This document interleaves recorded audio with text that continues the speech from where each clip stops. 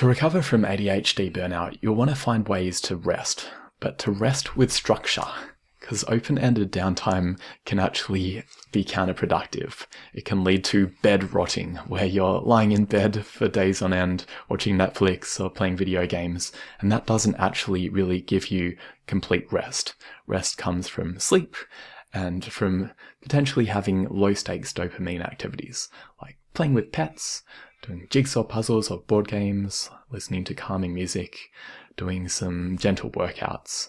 And it's really important, I think, to remember that there are some ways that we tend to gravitate to as people with ADHD that can actually be counter to recovery from burnout.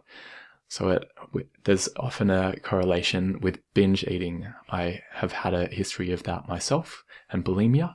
And so the idea of rewarding myself or helping to relax after a hard day by eating soothing foods is dangerous because it leads to other problems.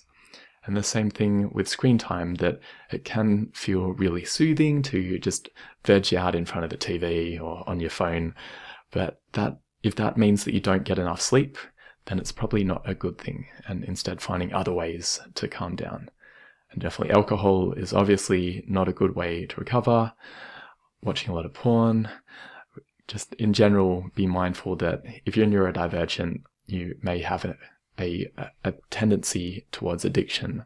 That's something that I've experienced myself. There's been quite a few things that I have used as coping mechanisms that help in the very short term, but become destructive in the medium to long term.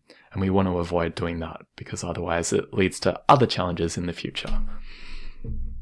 After you've rested and you have some energy and you're wanting to find new ways to work without burning out, you can lean into some soft productivity techniques like body doubling or ADHD coaching, and trying to talk to yourself nicely.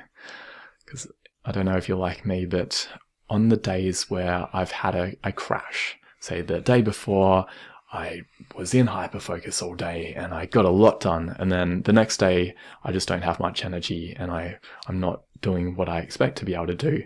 It's really important at those times to not reprimand myself and to instead speak to myself like I'd speak to a small child. I've got a 1-month-old son, and if he's crying, I'm not going to be yelling at him saying, "Hey, stop crying." Instead, I'm trying to think about what does he need at that point, and it might be that he just needs to have a sleep because he's really tired.